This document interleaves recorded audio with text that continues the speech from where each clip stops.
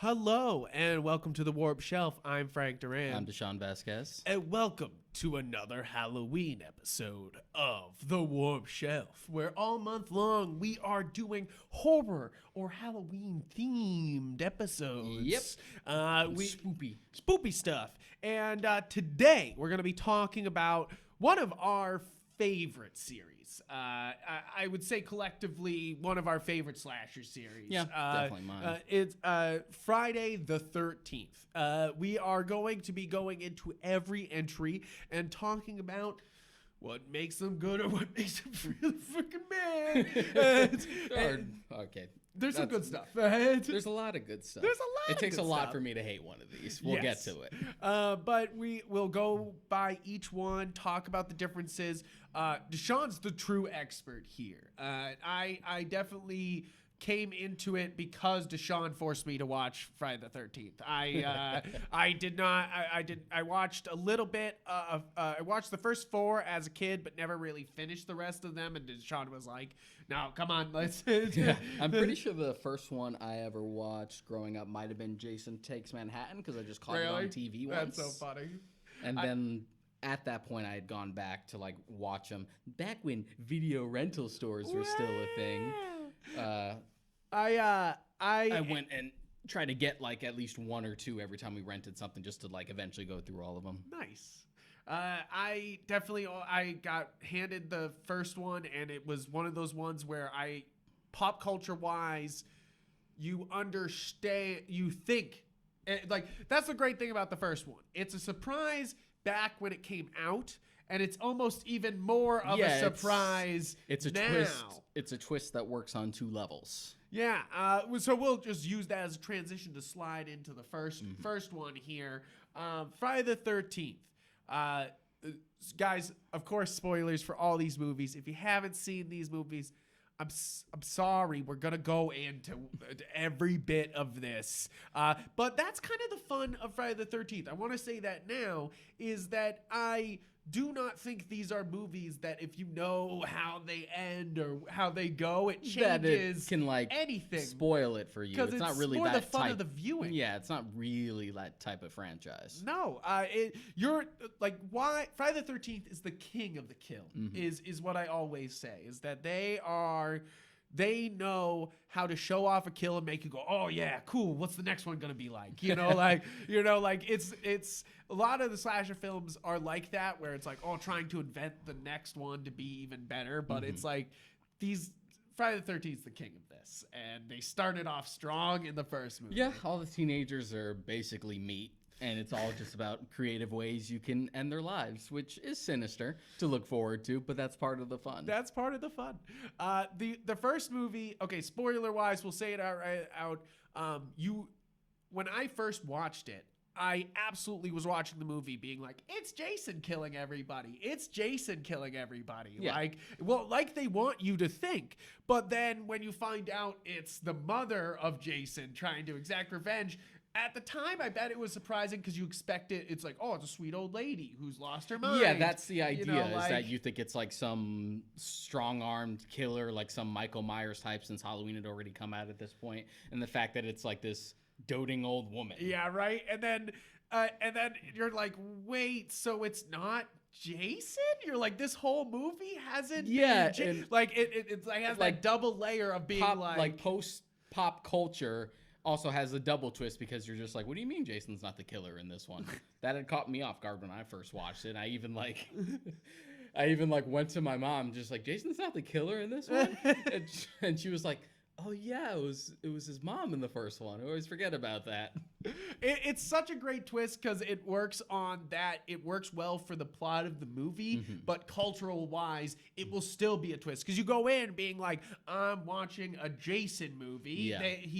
They're getting kills like Jason, and then you get to the end and you're like, wait, it's Mama Jason, and then they murder her. You're like, oh shit. Yeah. And I love that because it's such a great twist, but it also immediately makes you go, oh my God, I can't wait to watch the next one, because you're immediately like, holy smokes, I can't wait to see actually Jason doing the biz. Yeah, this is especially given like what people know of Jason today. It's one of those things where you first come into the franchise, you're really waiting to get to that iconography that you know by osmosis. The mask. But it's a slow build. Yeah. Because you think it's just like, all right, now we're down to business. Second movie, dude in a hockey. Where's the hockey mask? Where's the okay? So I guess no hockey mask yet. And I think that's why culturally this series just keeps getting better and better. Is that it didn't mean to, but it's such a slow build to what you know as the icon of Jason. Even beyond just the look or the mask and stuff like that, there's stuff like Jason's more or less like a zombie. Yeah. But you don't get to that until you get to like 6. Yeah. Like number 6.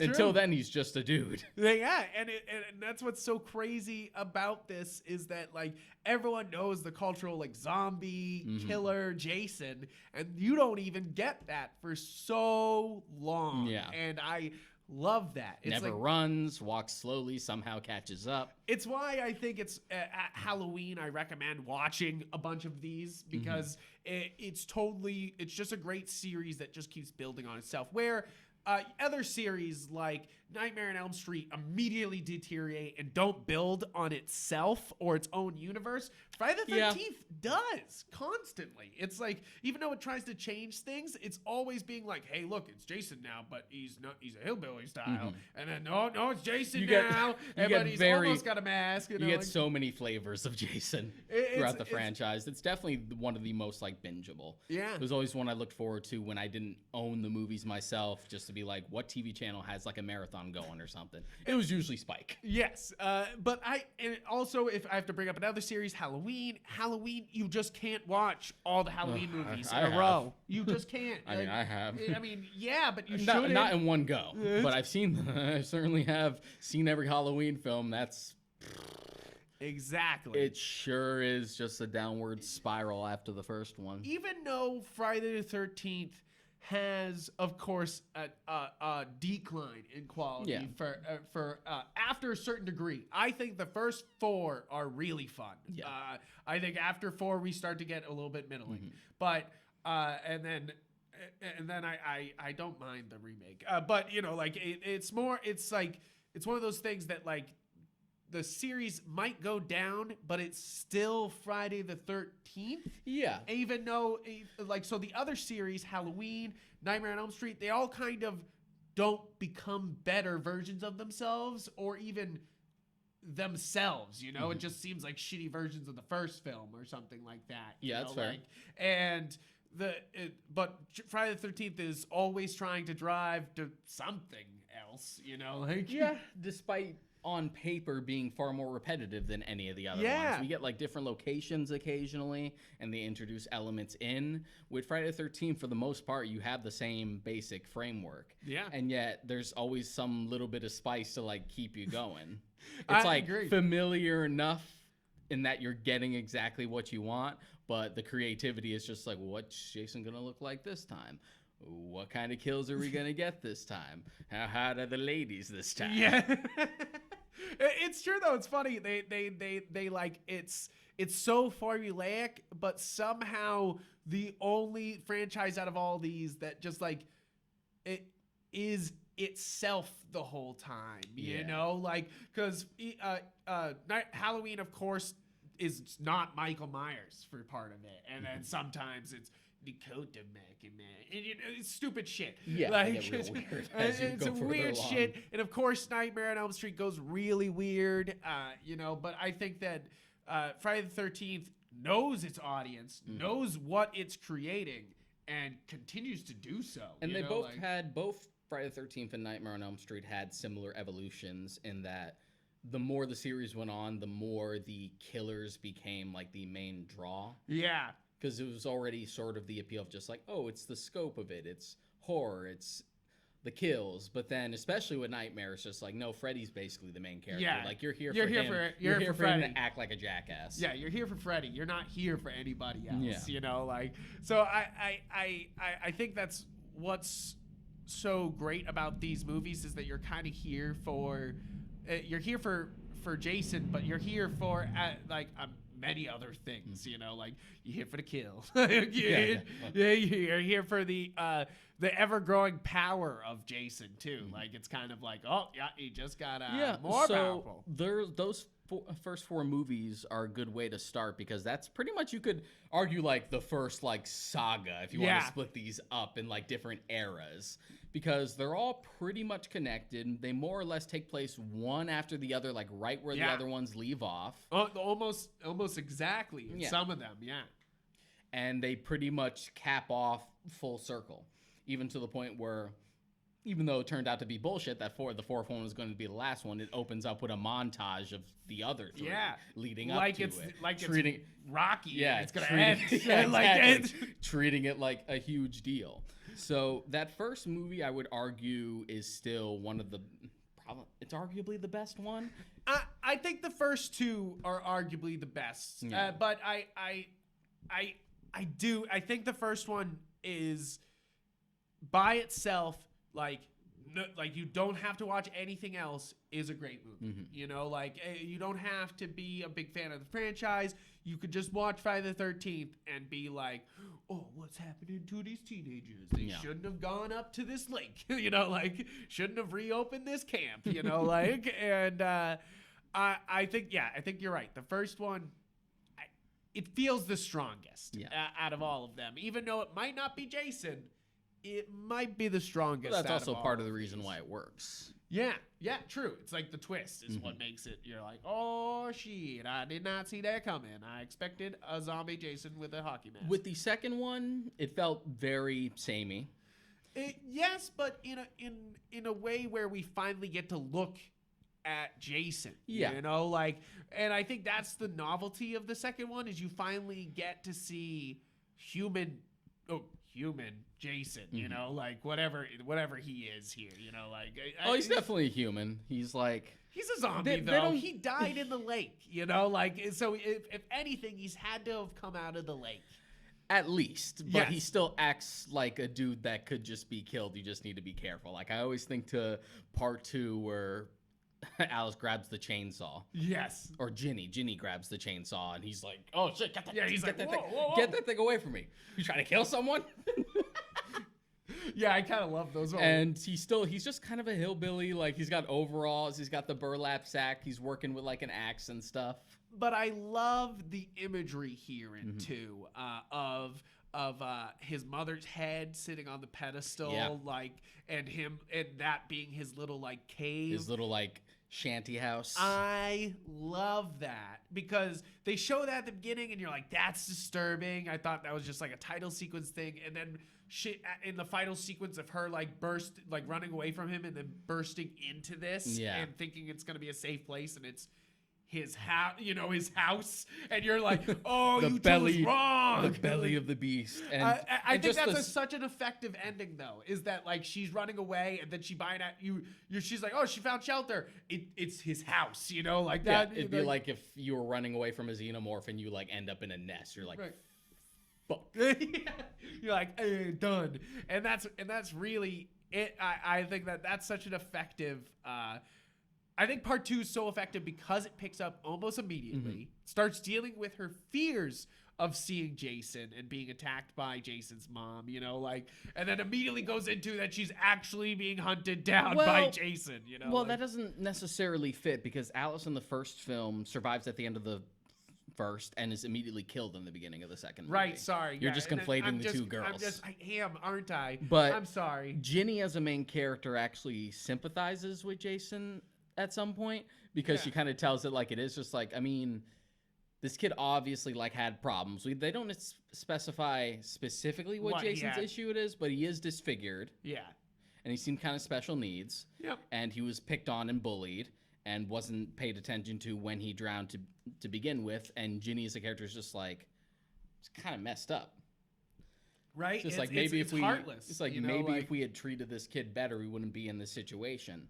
Which comes into turn with the climax where she does end up in Jason's house. And she tricks him by putting on the sweater and acting like his mom. Right, I'm forgetting. I'm so sorry. I totally combined the girls. I mean, that is a problem of these movies, is sometimes They blur. They blur. Yeah. And also the girls blur, you know, because they're all scream queens. They're all like, you know, like there's some standouts, of course. Oh, don't expect me to remember any of the names past Alice and Ginny. After that, it's just like, And I think that's definitely a fault of this series is that as much as you're there for the kills and everything, it's definitely you're there because of Jason and not really, you know. Yeah, I mean, that's sort of the thing. Like, it doesn't matter what their names are. They're all dead men walking anyway. Dead man walking. I mean, same thing for the Godzilla movies. You're like, who are these human? Who gives a fuck? Get to the monsters. Yeah.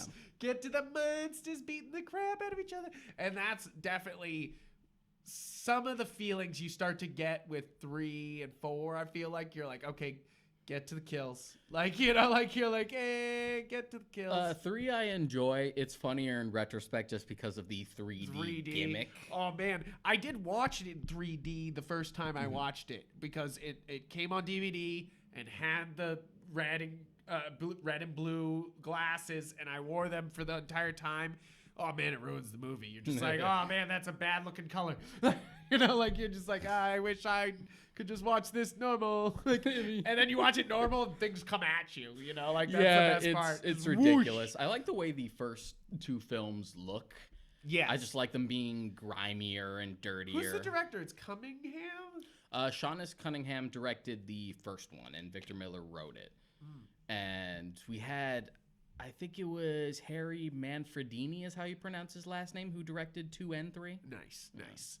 I definitely like 2 because I definitely like hillbilly Jason. I like that idea of like he's just a dude with a sack on his head, you know, more than the iconic like, oh, we gotta stop the ice skating dude, like, you know. Yeah, like, and it wasn't, and I doubt they knew it was going to be iconic when they did. No. It was just kind of practical. Like Burlap Sap is out. He finds a hockey mask. He puts it on. Whatever. Anything to cover his face. Right. And then when you watch it now, it's definitely one of those moments where you're sitting there and you're like, oh, he's putting on the mask. Yeah, you even know, though like, it's not played that way at all. No, not at all. He's just like, what? It's kind of as flippant as like the first time you see a lightsaber in A New Hope. It's not treated as like some big deal. It's just like, here's your father's lightsaber. He just turns it on. It's just like, oh, this thing is cool. Anyway.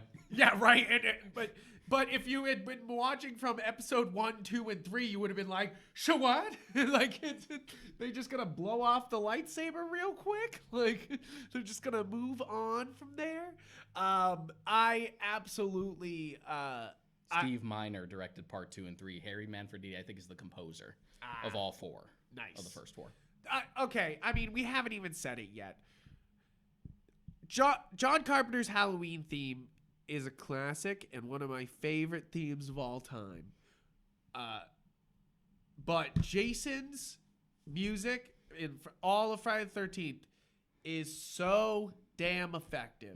The first one, it's a little psycho-y. It's like a little, like if you listen to those 2 scores back to back, it's a little just like, this is legally a little... Because it's all strings. Risky. It's all strings, which is effective.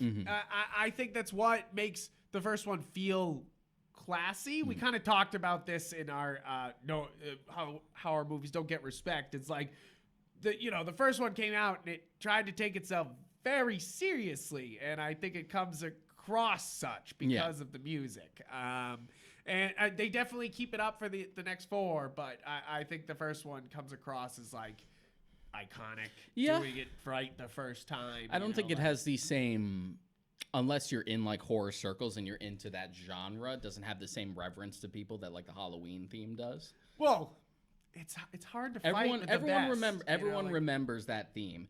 I think if you were to think of Friday the 13th in terms of music to a normal person, they think of the chant. Like, I mean, that's part of the music. That's what I mean. Is that like that is part of it. Yeah. Like that, because that takes an extra thing to think about, you know, like it's not exactly music, but it's exactly enough to keep you on edge, you know, like it's like strange noises that like somehow creep up your back, sort of. Yeah, it's really well done. What the vocalization is actually doing is it's supposed to be like, it's referencing the first movie, it's just like Pamela constantly going, "Kill her, mommy, Kill her, Mar," as if like Jason is talking. So they pretty much took that and turned it into a chant, like like a whisper in your ear. And I think it's so effective though, because you start it off and you know he's coming. You know, like it's one of those things where you hold back the Halloween theme until Michael Myers starts running, but you know Jason's That's nearby with the music. Yeah. You know, like it's almost like the Jaws theme, where it's like once you hear that, you immediately are like, shit, it's nearby. Same as dun, you know, like it's like, oh, there he is. Talk about the acting in the first couple of movies. I mean, it's bad. There's no. This is not the movies you go to be like, wow, this is amazing. But the first movie does have our main man here, Kevin Bacon.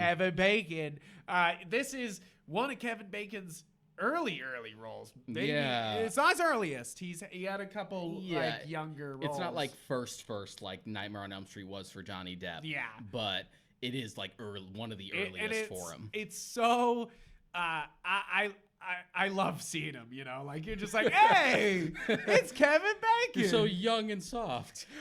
He definitely has my favorite kill in the movie, though. With the arrow through the neck. The arrow through the neck is so good.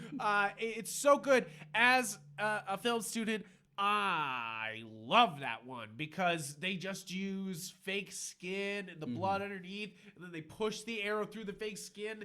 You can even see what you can see it. You could almost see like the seams. The movie, you can see it. For like the plaster, they pushed it through. The fucking tape didn't initially work. It was supposed to spread on its own, but it didn't, so they had to fucking blow it through the tubes. Again, this is why we talked about the horror being the filmmaker's genre, is that they had to problem solve. Like, filmmaking is problem solving, and they had to be like, well, that blood doesn't look right. Blow bubbles into it, please. And, you know, like, and like ridiculous statements you have to say to each other, but it really, really works. Yeah. You know, like, and it helps sell it. And that is one of the best practical effects of a kill that you ever can see. To be honest, it's really the only like big kill of note in the first movie when I think about it. Really? Yeah, because think about any of the others. All the other ones that I start to think about more were later. Like I think about the guy in the wheelchair, machete to the head as he tumbles down the stairs. That's part 2. Yeah, it's part 2. That's my favorite. That's my favorite kill from that movie. Yeah. Because we have to announce which is our favorite kill from each movie. I think that's important. Okay. That's important information for this. That's why you're here. That's why you're here. Kevin Bacon in the first one, wheelchair guy, because it's so damn heartless in that movie. Like the whole movie, they're just like hanging out with the wheelchair guy. He's so nice. Yeah, and he's so good. He's hanging out with the cutest girl in the film. It's like he's gonna get laid, even though he's in a wheelchair. No. Just boom, and he goes down, and they film him going down the whole stairs, and you're just like, God damn! Like, guys, it's iconic and also so well done. It's so like, it makes you just be like, oh shit. And that's definitely what they were going for there. They want you to be like, oh, they don't care, you know, like yeah, definitely not. Like they do not care. I agree that the arrow through the neck is probably the biggest kill because you don't see many of the other kills. Yeah, most of them tend to cut away beforehand. Yeah. You do get like the slit neck in the beginning with that one camp counselor who never actually makes it there. Yep. Because Pamela catches them in the truck when she's hitchhiking. And aside from that, not much of note. Most of them happen like off screen or they're cut away. You have Pamela getting beheaded. That's about it. My favorite, one of my favorite things about Friday the 13th, the first one, is that it has the old man at the beginning telling them that the lake is cursed. Ralph. He's in the first 2. And they love Ralph. And they killed him way too early. They kill him so early. I mean, it's so effective because you love Ralph. You're immediately like, yeah, the old man. Going up to Camp Blood, ain't you? It's called the death curse. It's pretty fucking good. It's pretty spot on. Messenger from God. You're doomed if you stay here. You do? I think that's such an effective and old horror trope of just like the old creepy old man telling you not to go to a place. Don't go up to that castle. Don't do it. There's a monster in there. The monster resides in those halls. It's very old school. Yeah, it's very old school, and that's where they have a lot of revenants in the first one. They're like Reverence. Yes, thank you. They pay homage to a lot of horror classics. Yeah. They even the POV is kind of like an homage to others. It's full of love. Is what the first one is. I feel like it's full of it's definitely got that like indie charm. Yeah, it's like despite like its age or how bad the acting is, because hey, can't afford great actors on a project like this. No. Even Halloween, which is definitely a better movie, still has its share of totally. Yeah, I mean, but they do have Jamie Lee Curtis. Yeah, and she good. Sells it. But you watch that movie, everyone else besides like her and Donald Pleasance are pretty bad. I mean, is now all you need is two good ones, and then you're like, I'm good. I'm good. This is fine. And that's the interesting thing across the board with these three like indie films, with Halloween, Friday the 13th, and A Nightmare on Elm Street. Yeah. Is that despite how like pocket change budget they were able to get like known actors in bit or major roles. Yeah. And really sell the movie itself, because that's basically on that. That's why people came. It's the star power behind it. They were like, oh wow, that person. Yeah, you had Betsy Palmer for Friday the 13th. You had Donald Pleasance for Halloween, which he said the only reason he joined that was because his daughter was a fan of the music in Assault on Precinct 13. Really? That's awesome. That's Betsy so Palmer funny. was just needed a paycheck, and she thought the script was terrible and thought it would never go anywhere. Yeah. Lo and behold. And then he's like, and then with Nightmare on Elm Street, you have John Saxon. Yeah, and he's good in that too. Yeah. It's so ridiculous. I think that's important to why the sequels to any of these don't do as well. Is that they can't bring in the star power because they can't afford it, because they're all lower budget movies. But then the advantage is that the antagonist, the slasher, becomes the star. Yeah, exactly. And it really sells why you come back, it's why it's the monster in the title, it's basically it. So favorite kill in part 3, you would say? What is yours? Because I'm trying to remember all the kills in part 3. Harpoon right to the camera through the eye. Yeah. Yep. Because you're just sitting there and you're just like, whoa. What's funny about it is that it's so fucking nonchalant. She's just there, just in the raft, just like, hey, what are you doing? Is that you? He just kind of saunders over, just kind of lumbers over, and it's just like, yeah. Yeah, I got her. Just kind of like, yeah, I got something for you. Shoots it. Boom. Jesus Christ. The third one is the one that does have the element that you were probably confusing with, where it has a character who apparently had met Jason beforehand. Yeah.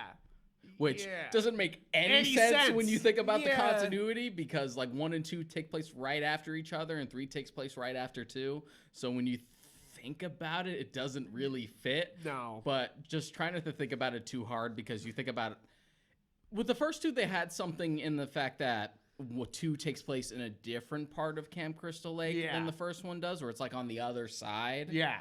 So where it's they just had like we're exploring the other part of Crystal Lake. But then but by the time you get to 4, you're like, all these camps have kind of come and gone, but they've treated it like it's been years, but they've taken place right after each other. Like, it's one of those things where you don't try to think too hard about it. Yeah, you're like, why does everyone keep continuity forgetting? And I mean, isn't that kind of the thing here, is that Jason is otherworldly in a way, and maybe they are forgetting that something bad happens up here all the time. Yeah.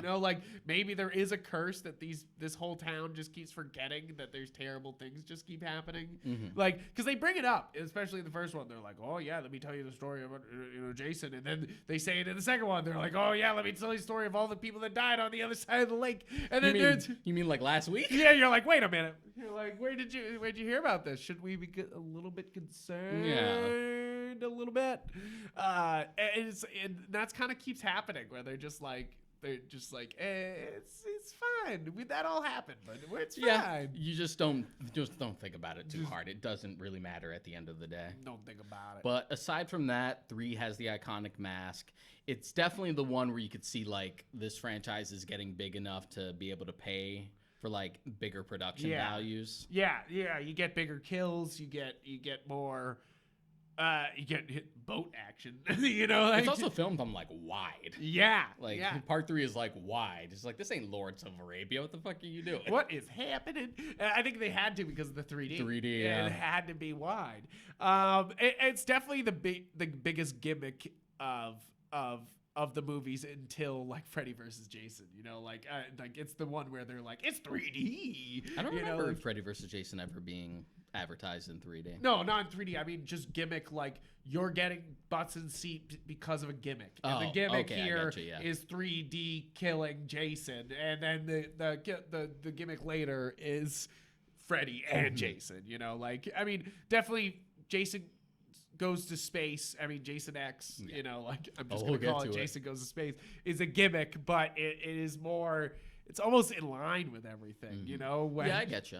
That's what I mean. Like, that's all I mean by that. But it's definitely, it's worth watching, non-3D or 3D. I've watched it both ways. Either way, you're going to laugh. It's either way, you're going to laugh. It's just so funny. And it's one of those things that the early 3D where they just thought what was great about 3D was that it came at you. It took until Avatar, until they were like, oh, 3D can add depth to a frame. That's pretty crazy. And you're like, God damn it. Instead of it just coming at somebody's face, it took like, I mean, Avatar's has like 2 or 3 shots where things come at your face and you're like, oh no, the 3D. But like, it's definitely, that's the movie where they were finally like, oh, we can add depth with 3D. Yeah. Before that, everything before that was just like, and even then, at your face. And even then, I've gotten I don't care anymore. No. Like, the gimmick has long since run its course. I mean, I'll watch it if it was shot in 3D. If you tell me it was shot in 3D and that's the way the director wants me to see that, bish, I'll watch it. Because then that's the way, you know, it was meant to be seen. That's fair. Though when it comes to like 3D as a thing, 9 times out of 10, it's just like, does this affect whether or not I like this movie more or less with or without the 3D? 9 times out of 10 says no. Are you telling me Saw 3D is not better than all the other Saws because it's in 3D? No. It's better to watch in 3D only because they were smart in that they knew 3D darkened the image. Yeah. So they made it brighter to accommodate, but then the problem is when they release it on home media, they didn't darken the image in post.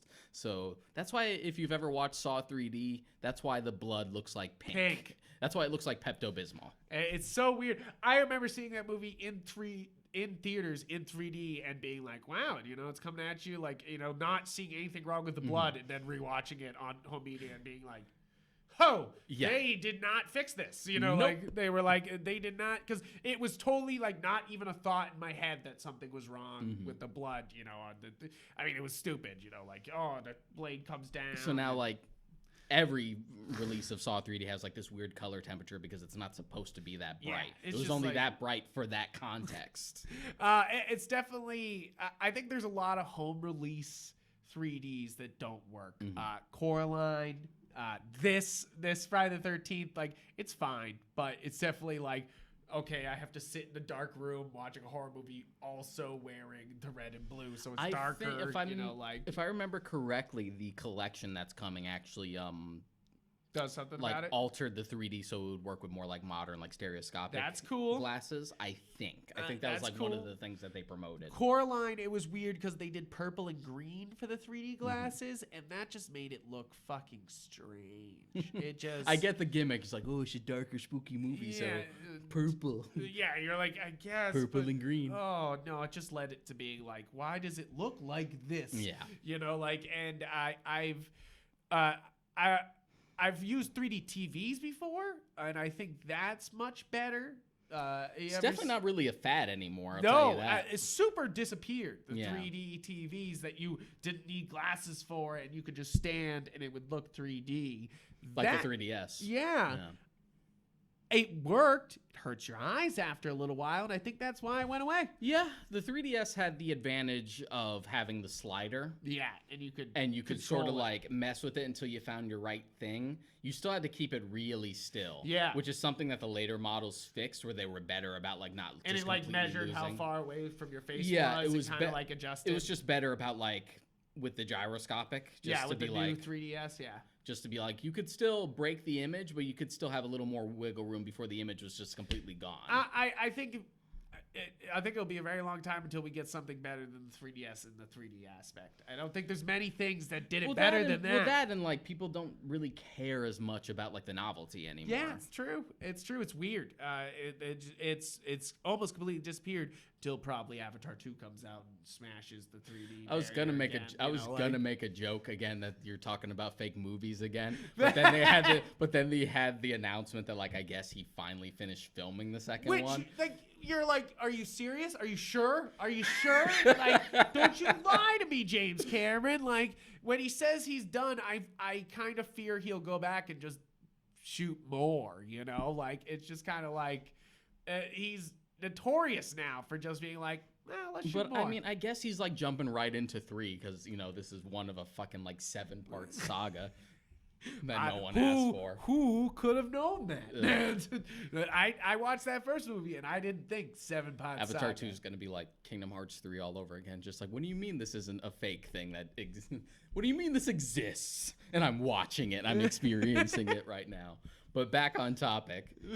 So they dropped that gimmick immediately. They just did it as a novelty for the third one. Then in comes the fourth one, which tends to be the fan favorite, like especially with those first 4, like 1 and 4. Yeah, 1 and 4. 4 is definitely, it leaves you the best feeling. You know, like it's one of the ones that it ends and you're like, yeah, that was a good Friday the 13th movie, which is not a feeling you always get walking out of them. But you know, it's like one of those things where like if it actually did end that way, which they knew they were bullshitting because this is the final chapter. Yeah, this is how it ends. You know, like and they treat it as such, which like. I like that they kind of tried to end it in a way, you know, like they're like, hey, let's finish this saga out, you know, like let's push for the end. Yeah, they open with like a montage of the first 3. They're like really pushing this as like the end to bring things full circle. It had like the biggest budget thrown at it. They had Tom Savini on as a makeup artist and practical effects artist, which is why the effects in the fourth one are the best of that first 4. Probably the best out of all of them? Question mark? Yeah, maybe. Yeah, you know, like, I would say so. Tom Savini does magic. You know, the only other thing I would compare it to, but the problem is you don't see all of it because fucking MPAA cracked the whip, would be like part 7, only because I love full-on zombie Jason with like the spine and like the looks worst good. face. Yeah, he looks good in that one. But then I think to part 4, like how Jason actually bites it at the end where like his head falls on the machete and slides down slowly and it's super so well good done. It's so good. If you don't know, Tom Savini is just one of the best practical effects artists in the biz. He's done, if you thought effect was great, he did it. You know, like it's one of those things that he's legendary, especially for horror. Shudder has a whole like documentary about like his career in life, and it was super good. Oh, I want to watch that. That sounds good. I think that he's undeniably one of the best, and anything that he's on, I will watch that movie just to see what he does with the effects in that movie. You know, like doesn't matter if the movie's supposedly bad or not. I want to see what that man is doing with props and effects in that movie. You know, Yep, he is often like a creature feature guy. He's done makeup, he does prosthetics. He was the director of the Night of the Living Dead remake, which is actually a good remake. Yeah, it's not bad. Yeah, it's one that doesn't really get brought up too often, but it's good. The color one, right? Yeah, that I actually like that one. The one with Tony Todd. Yeah, I like that one. Yeah, I like it too. Know, it's like, good.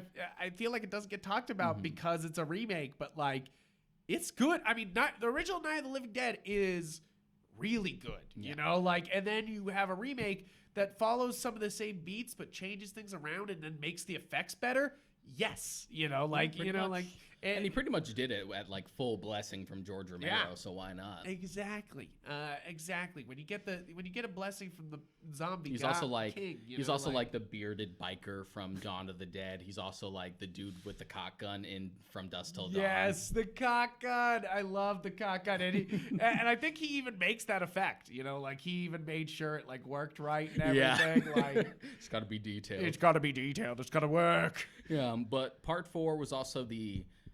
Not necessarily the start, but one of the big pushes for like Corey Feldman. Yes. It was also one of So this is like one of the big breaks for him, you know, which is super weird. And he's basically playing like a nerd or like a baby Tom Savini because he's like he loves creatures. He makes like his own little masks and stuff like that, and he's like fascinated with like the macabre and stuff. So you can interpret that as it's like. That's the audience, though. Yeah, that exactly. Was you. It's like, you know, like you could interpret it as, because they've said it works on both ways, where it was like Tom Savini as a kid, but it's also the audience surrogate. Like, that's you watching, especially if you watch these when you're young. Yeah, exactly. And I as a young horror fan like you were, I'm sure you were like, hey. It's like, that kid me. That kid me. He loves horror masks and creatures and stuff like that. And he kills Jason. What? I think 4 stands out with it's got star power.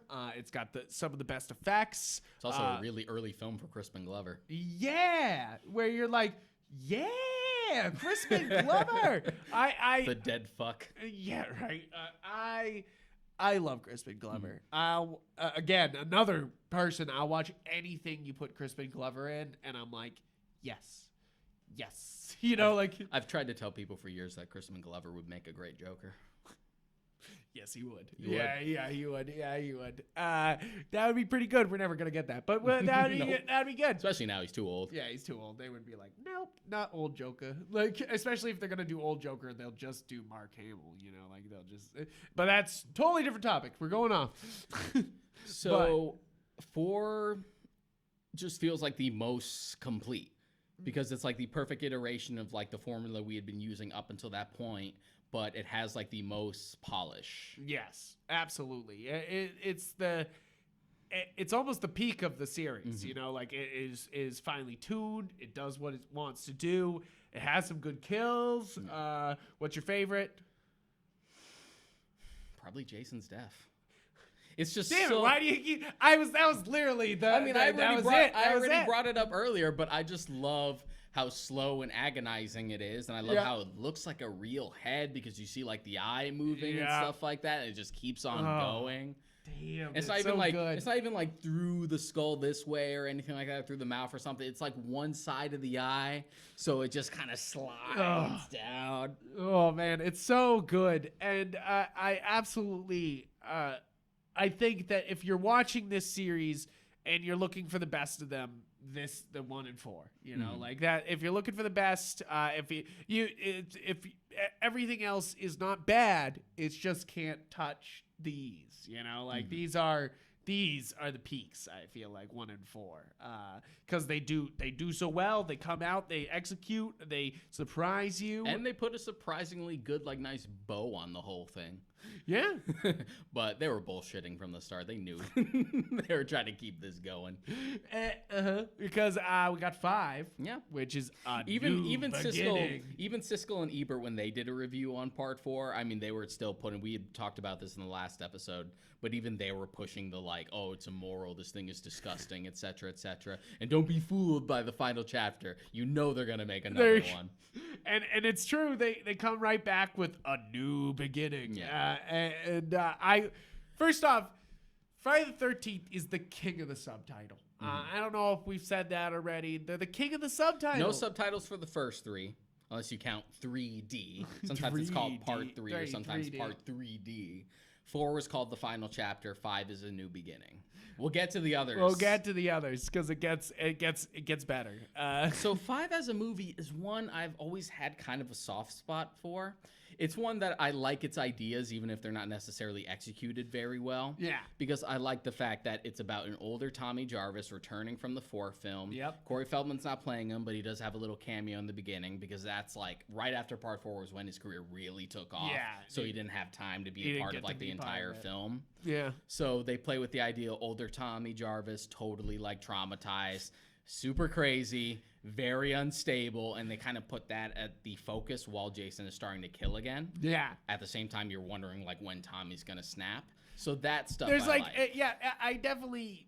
agree with you. I like this part because there's that double threat. Mm-hmm. You know, like you kind of empathize with this kid all through chapter 4. You're like, oh yeah, he's a horror fan, but he's trying to stop Jason. And then 5th one comes along, and you're like, oh, is he okay? You know, like you're like, oh. And it's kind of a shame because when you get to part 6, he's like completely different. Yeah. Not only played by a different actor, but he seems like much more together. Yeah. And I liked like the unhinged. I really liked the unhinged Tommy from the last movie. Like there was because you have in Halloween you have Dr. what's his name? Loomis chasing him down, and he's composed, and he's very thought out, and he's kind of the antithesis of the chaos. But I kind of love this like chaotic energy of somebody going insane. Also, chasing and down they also Jason. pull the same thing in their later sequels, like 4 and 5, where like, is this little kid gonna rise up to be the new Michael Myers, the new Jason?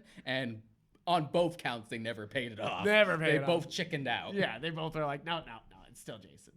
Which I sort of get, just because given the reception of part 5, because spoiler alert, in part 5, you find out that it's not actually Jason. It's just an imposter. Yeah, which again, it's another twist that you kind of don't see coming, because again, you are just buckled in to see Jason killing people. You know, like, so when the twist comes, you're kind of like, oh, it wasn't Jason. You know, like, you're like, oh shit, didn't see that coming at all. Like, yeah, you know, so like, they do that, but then they also end the film with like Tommy putting on the real Jason mask. You can tell the difference because one has red marks and the imposter had blue marks. Yeah. Yep. And he puts on the real mask and he's about to stab someone. So it's just like, oh man, he's been driven crazy. He's gonna take the mantle. Let's forget that happened when we get to the next one. We'll just move along. Yeah. But part 5 I like. I don't like everything about it. Its sense of humor gets like really tiring at points. Like, I fucking hate the like hillbilly mom and the son. Yeah. Like, they get super annoying. Yeah, you're just like, no, stop this. Like, I don't need this. But aside from that, like, the big draw for me is I actually like the imposter twist, and I just like that actor playing Tommy. Like, I like his performance a lot. I forget his name. I've never seen him in anything else. Yeah. So I don't know. Yeah, he does a good job. He kind of like sells. Like, he really plays this like unstable, like, you feel sorry for him. He can really kick some ass. Yeah. When like the hillbilly dude like pisses him off, he pulls like a combo. Yeah, you're like, whoa, like, oh shit. No shit. I think that's what energy Jason needs to get taken down. I think that's one of the things they don't address in many of the other movies is that they do. They try to address it almost immediately afterward. They're like, we still need somebody to take down Jason. We need a total like Apocalypse Now Martin Sheen. It's like, Crystal Lake. Just like practicing in front of the mirror. I'm taking him down. So I'm melding this together. Is the 6th one the one where they finally bring in the girl who is like mind? Like, no, the psychic is the one after. The 7. Okay. Because so they kind of like, they're like, Tommy, he's you know, like, he's might crazy, take over the mantle. He might take over the mantle. 6 is Jason Lives. This is the beginning of Zombie Jason. Yes, where this is where it opens, where they go to the grave to try and like burn his body, and the lightning strikes him, and he's brought back from the dead, very Frankenstein style. Yeah, super Frankenstein style. Like, just comes out. All right, so we haven't brought this up before, but the fucking opening credits for some of these movies. So the first one's title card is great because you're like, Friday the 13th, big bubble letters. It comes towards the screen, but then it breaks the glass. Part 2, same thing, but it fucking explodes and it reveals part 2. Part 3, little lame. It's just like the Superman 76 style, like coming towards the screen, leaving a trail.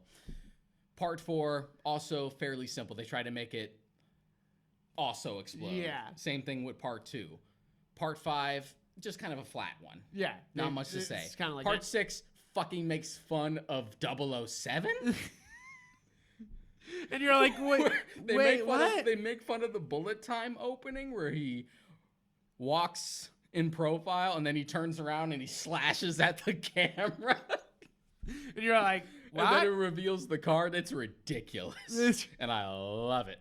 I definitely, one of my favorite things about the Godzilla movies is how great the intros are. Like, sometimes they are just insane, you know, like, and Friday the 13th brings the same energy to its intros. It all the time just is like, whatever, let's do it. You're in for a fucking ride. Yeah. So 6 as a movie, there's stuff I like about it. I don't like this Tommy as much. Yeah. And I don't like 6's sense of humor because this was the first time that they were trying to go a little self-aware. Like there's fourth wall jokes in it and stuff, and I don't need to be pandered to in that way. Like the one joke that makes me like roll my eyes is like the grave digger who works at the cemetery where they dug Jason up. Yeah. And the kid's like, oh, what kind of crazy kids would try to dig up Jason? And he just straight up looks in the camera and says, some people got a strange idea of entertainment. And you're just like, fuck off. Right? Don't pander to me. Shut up. Like, it's just, yeah. It's the fourth wall breaking jokes are not needed, you know, like, especially in something that is you know, like, I mean, that's the thing is they probably were thinking Nightmare on Elm Street, you know, is basically constantly doing fourth wall breaking jokes, you know, like we can bring in some, you know? Yeah, so they're doing that. There's a fucking American Express joke. There's the couple who's just like, get away from him. I've seen enough horror movies to know where this is going. You're just like, shut up.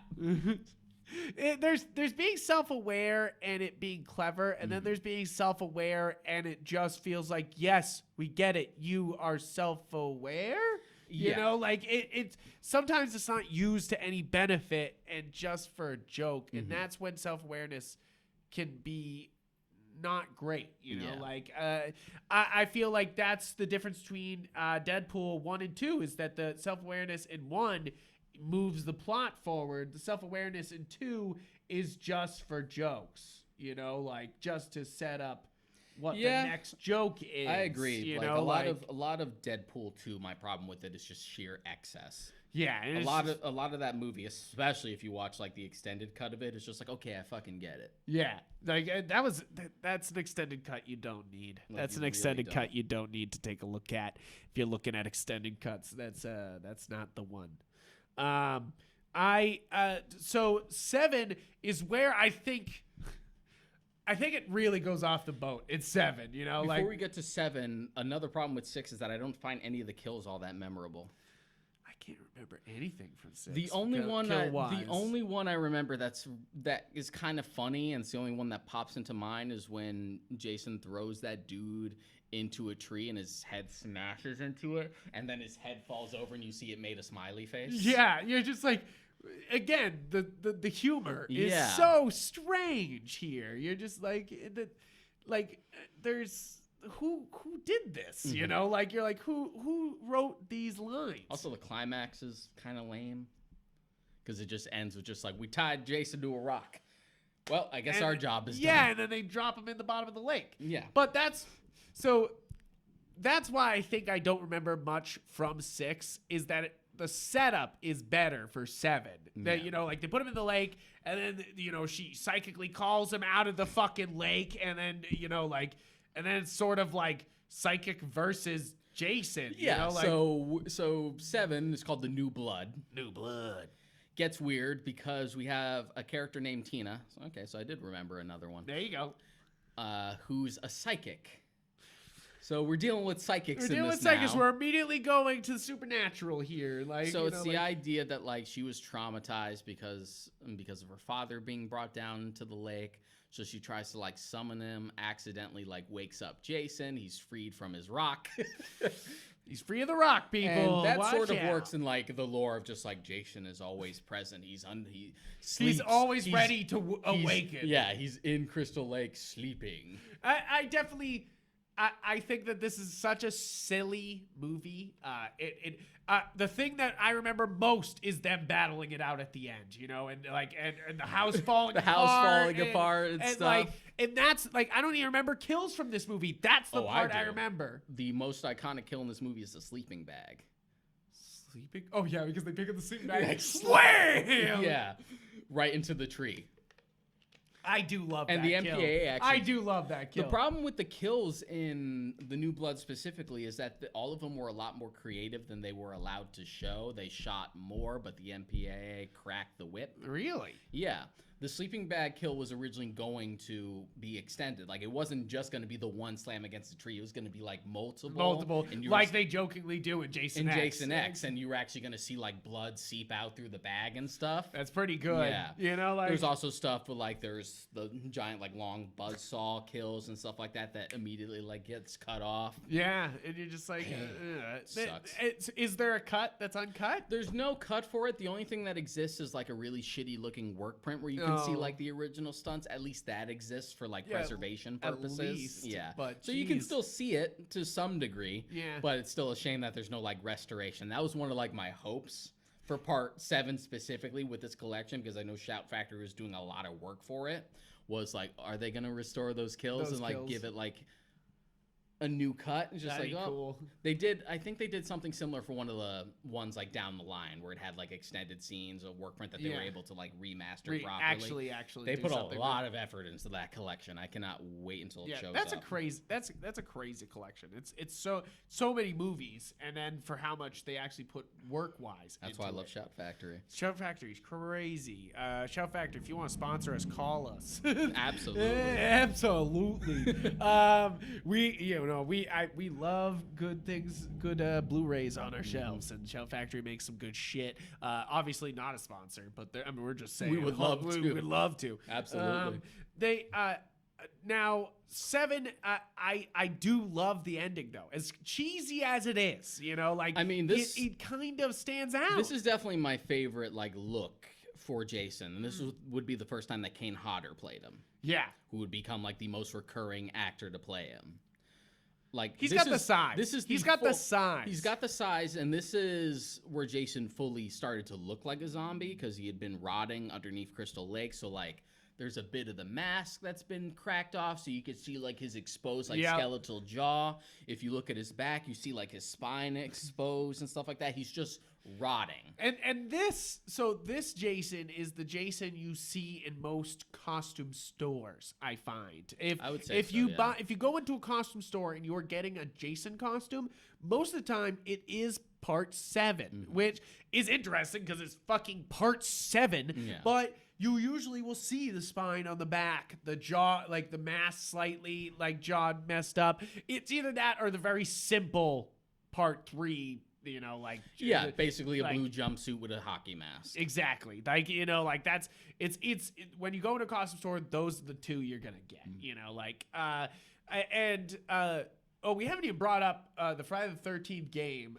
Is definitely I hadn't forgotten about it. I was waiting to like talk about it after. We'll talk about it afterward, but I do have a lot to talk about it. I love the costumes in it. I think that's definitely one of the reasons why it's so effective, is that you're just like, oh man, I could be this Jason. But we'll talk about the game later. We'll talk about the game later. But I do love this Jason in the game. I think that's the one I use. Yeah, it's like, because it's always been like my favorite look for him. I just love that he's actually like full on rotting corpse.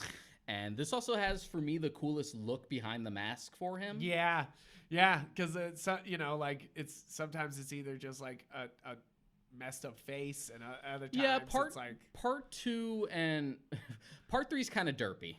Yeah, especially with like that's the one I think of when I think of derp is 3. It's especially just like, because she like gets him, she thinks she's killed him, and then he like wakes up and tries to grab her. It's like, no, you can't be alive, and he like smiles at her like, ugh. He looks like Sloth. Yeah, he looks like Sloth, and you're just like, why? I can't take it seriously. 2 and 4 work because 2 is more or less like working off what the Jason corpse that comes at looks like, when he jumps out to like grab Asuka and pull her under. They pretty much took that and it's like, what would it look like as an adult and not rotting? Yeah. And then with part 4, they pretty much took that design, just like, what would we do if we kept the rotting. We're like, what if that grew up into like an adult, like undead looking thing?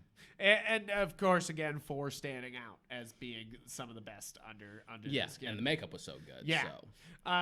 So up until that point, it's like with 5 doesn't count because it's an imposter. Yeah. And then with 6, you don't really get much of a good look at like what he looks like underneath the mask. And then even when you do, it's not really all that impressive. When Jason Goes to Hell, you see him being a bunch of bugs underneath. Stuff like that. And stuff like that. But with 7, that's my favorite look. And I always thought that was like the scariest look for him underneath. Yeah, I think so. I think it's right on the money. But yeah, that climax does get pretty weird. Weird. Okay, here's the thing. It feels the most outlandish, but somehow almost the most entertaining. I don't mind the like fight in the house where she's like throwing shit at him. She like pulls the floor from underneath him, like sets fire, etc. What I don't like is the fact that like her dad jumps out of the lake to get the kill and pull him under. You're right. You're just that's the one. That's like the one step too far. It's just like, okay, that's fucking stupid. It's like I see what they're trying to do, but it's stupid. Yeah. Like you're like, cool, you homaged it, but that's dumb. Like you're just like, no. 8 is Jason Takes Manhattan, or as I like to call it, Jason Takes a Boat. Jason Takes Manhattan. I think they knew what was going on here. Like the title says it all. This is like Jason in public. So the idea was like the initial concept was that they did want to actually have more of the film take place in New York, but it was going to be way too fucking expensive. So that's why instead it's mostly Jason fucking with teenagers on a ship on the way to New York. Yeah. And then you get some alleys and some docks that are obviously shot in Vancouver. And then you get like one scene in Times Square, and that's about it. That's about it. So it's definitely one of those things where you're just kind of like, why say it in the title if it's not really what it is? There was a controversy originally for the marketing. There was going to be, those classic like I Love New York t-shirts. Yeah. They were going to do that where they replaced the heart with like the Jason mask. Nice. And they were actually going to push that as the marketing, but the city of New York got up their ass about it. And they're just like, no.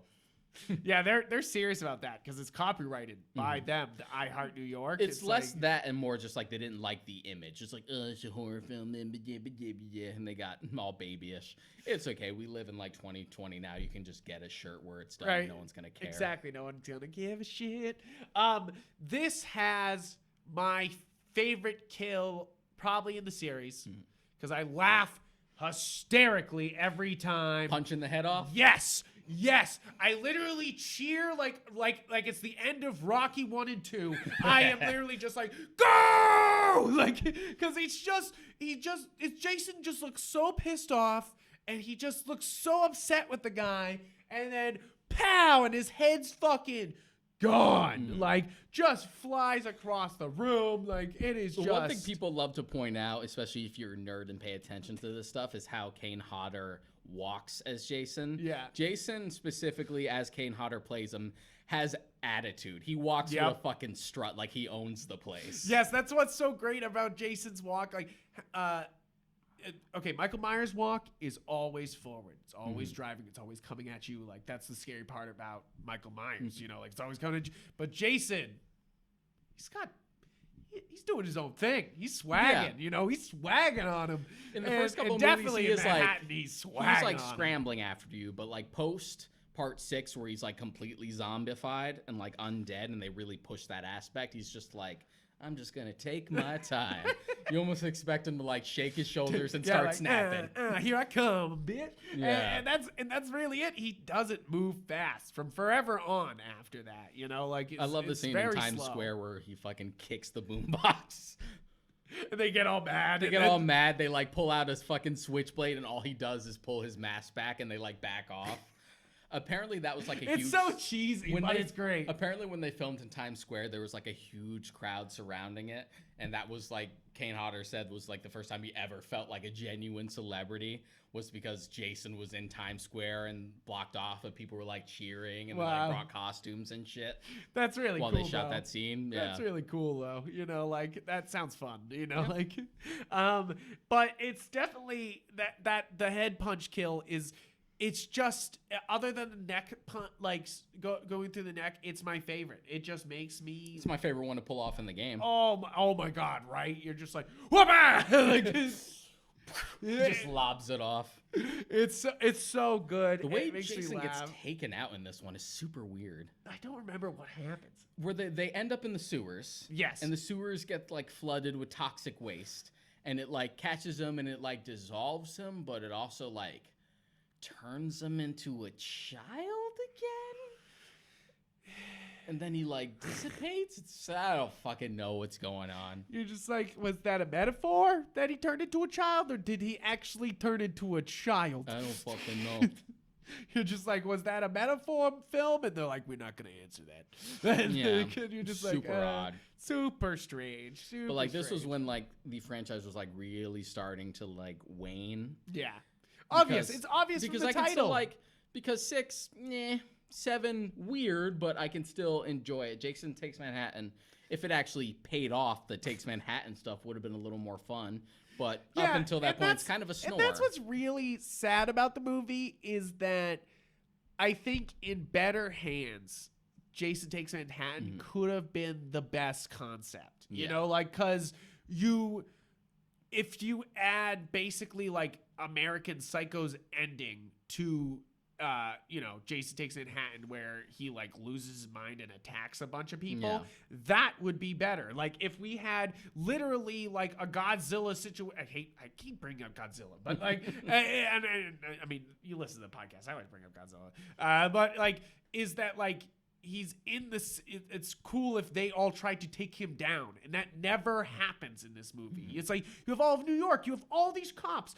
Not a unified force comes out to take down Jason, like this is like, come on, give me some of that, like give me some of this, like fully unleashed, like that's what I think should have been the ending to Jason Takes Manhattan, is Jason actually taking Manhattan, him literally just stabbing everybody around him, like in a fucking like WWE, like joking, like people coming in and him just like stabbing, slashing, flipping people over, like just like make it the end of what is it, the either the Raid or what's the spy one that Colin Farrell's in and he fights all those people in the church, the Kingsman.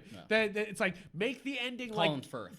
That's what you threw me off. I'm like Farrell. I said Farrell. Yeah. Firth.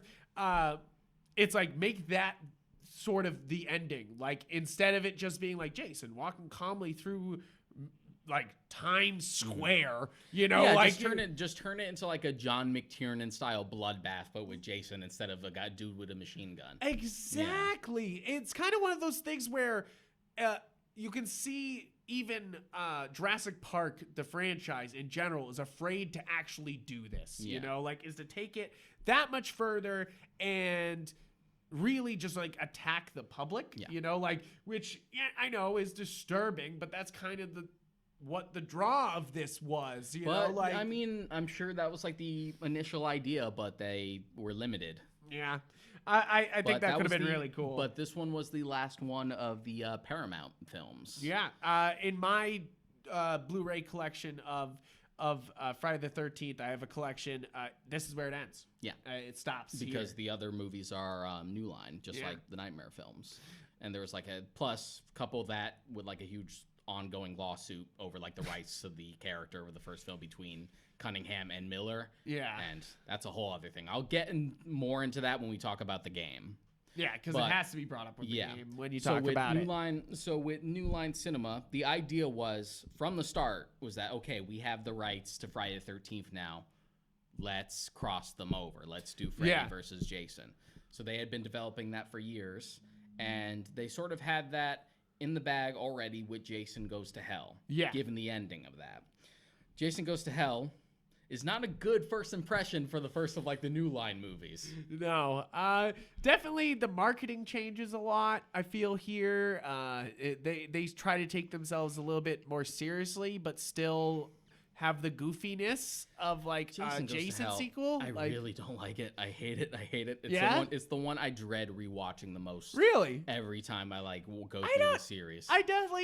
I don't like it, but it's not one. I don't hate it more than other ones. Jason's out of it for the most part. Yeah. He fucking so the opening is you have like a woman by herself in Crystal Lake doing what she does, getting naked for our entertainment, etc. Of course. But then the twist is that she's actually like an operative, and there's like the military is showing up on Crystal Lake, and they catch Jason in the act, blow him up, and they fucking destroy him. They destroy him. They Which, blow you know, him to is bits. kind of cool. So I'm like, okay, so this is different. Yeah. I'm okay with that. But then we get to the idea where, like, they try to salvage his remains, they bring it to a morgue, etc. And for some reason, the person doing the autopsy feels compelled. He's, like, controlled by Jason's heart, and he goes into a trance, and he fucking eats it. Yep. And then he's, like, infected with, like, the consciousness of Jason and starts killing people, and then transferring his body continuously from person to person as they find it. Okay. And so... obviously, they've reached weird Halloween territory here, where like the spirit of Michael Myers has gone into this child. It's like, just like you know, what the like fucking Halloween films did with the Cult of Thorn. Yeah, So it's like, what? How did we get here? And that's really it. Is I feel like New Line, you get it, and you're like, oh, cool idea, and then they introduce the other idea, and you're like, but then they do stupid like. If there's one thing that I can't stand is retroactive, like, Chosen One shit, where it's like, this was always meant to be you. Especially when you do it to, like, an everyman. That's why I can't stand the ending of Men in Black 3.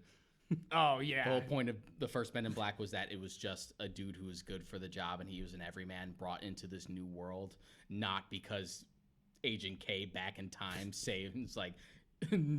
promised that he would watch over him after his father died. Hate that shit. It's so prequely and stupid. Yeah, you're like, okay.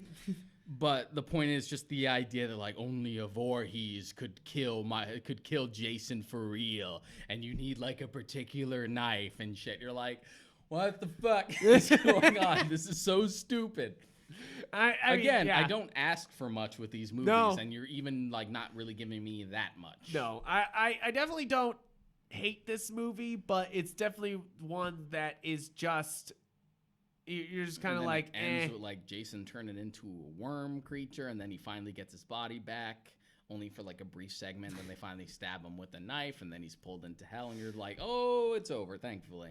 And then you get like the tease where like his mask is sitting in the dirt, and fucking Freddy's claws coming through, which I'm sure back, especially when it first came out, would have been fucking hype as hell. Yeah, I bet. I mean, watching that for the first time, did you get like a boner? Like, you know, like you're just like, hey, look at that. Back in the day, I hadn't seen Jason Goes to Hell until long after Freddy vs. Jason was already Oh, really? a thing. Yeah. So it was already so like, it's just like, oh, okay. So they did try to like plant that ahead of time. And it's just one of those things where like, this movie sucks, and I guess that's the one thing I like. Yeah, it's got total Iron Man 2 syndrome, where it's just like, it's like, yeah, let's do this plot. Oh, wait, who cares about this plot? We got a sequel coming up. Yeah. You know, like, it falls to the same thing. Fun fact about, like, the Freddy glove is that it was actually Kane Hodder doing it, so he makes the joke that I've been the one person to play Freddy and Jason in all of these movies. Love it. He also cameos as, like, one of the military guys who brings the body in, who later gets killed by Jason. Like, they record, like, oh, they're bringing in the body of Jason, and he is just there out of makeup, like in a military suit. It's just like, huh, Jason, huh? Doesn't look like anything more than a big old pussy to me. So he like makes fun of himself, and then Jason later kills him. Yeah, and you're like, nice. It's, like, it's great. That's good shit. Yeah.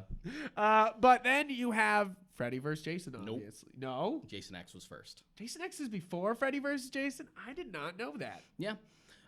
Freddy vs. Jason had such a troubled development of like a script they wanted to settle on, how to give equal footing, how to like cross them over, give them the equal screen time. It kept getting pushed back. It was supposed to be the very next thing after Jason Goes to Hell, especially after that tease. Yeah. But it kept getting pushed back. It had developmental problems. And you're already making Jason X. Yeah, but they were one of the things were just like, okay, but so to tide people over, let's just do another Friday the 13th movie just to have something in the interim while we figure this fucking thing out. Exactly. And so we got Jason X. Yeah.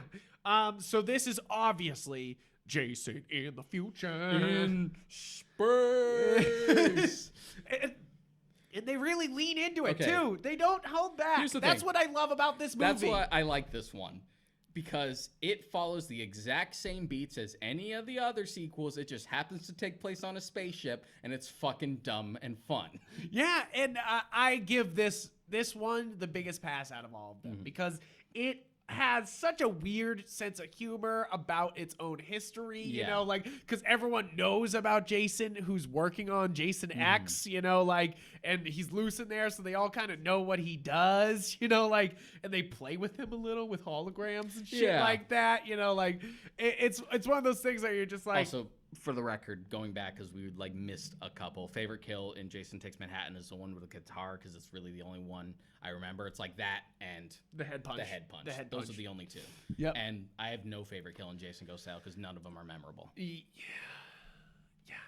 None of them are. No, they're not. There's nothing. Sorry, Jason. Sorry, Jason. So I like the way this movie opens. The idea sort of brought along from Jason Goes to Hell as well, that like they're aware of Jason and they've decided to do something about it. In this case, instead of like destroying him, they said they've tried and it just doesn't work, so they just keep him under guard at a military base. They freeze him, basically, you know, like, and that's why he he's ends up much further in the future. He ends up escaping and like attacks the entire crew in the lab, and then follows like the main pro tag girl into like a freezing chamber, and they both get frozen. Yeah. So then centuries later, after Earth is dead. Oh god. Anyway, after like Earth is dead and they've like humanity is like settled elsewhere among the stars, a scavenger team like eventually finds them both and they bring them on board, and of course Jason is thawed out. Yep. And he comes back to life to wreak havoc on the spaceship. It's basically the plot of Aliens, you know, where they're just where they're just like the main pro tag's like, no, we shouldn't have let him loose, you know, and they're like, but we're just here to, you know, to catch these things, and you know, and you're just like, no. So this was Kane Hodder's last time that he would be playing Jason. Yeah. I do love the futuristic mask here. It's iconic in its own way. Yeah, there are two different masks in the film, because even the one before he becomes Uber Jason is very different. Yeah. And kind of like modern. It also seems like it's the one with like the least amount of makeup. Yeah. Because it just looks like a bad wig behind. He has like a lot of hair. Yeah. Whereas sometimes he's often bald or maybe just like little strands of hair. He's like really hairy in Jason X. It's strange. You're like, what? So he comes in, he wreaks havoc, kills most of the crew, has one of the coolest kills in the franchise, which is my favorite one. It's the fucking cryo one. Yeah. Where he dunks the woman's head. Yes, and it smashes it. Freezes and fucking smashes it against the wall. That was a good one. Yeah. That was a really good one. I do love that. I do love him beating up the hologrammed sleeping bags. Basically the holodeck that he runs on. That shit stuck in my brain forever. You get ridiculous stuff like androids and an android with tits. Yeah, there's a gag where a nipple falls off. It's really stupid. But they get to a point where, like, logically, an android with futuristic weapons kicks the shit out of them and blows them to bits. So, like, okay, end of movie. You thought. They established this thing with nanomachines that can, like, repair tissue.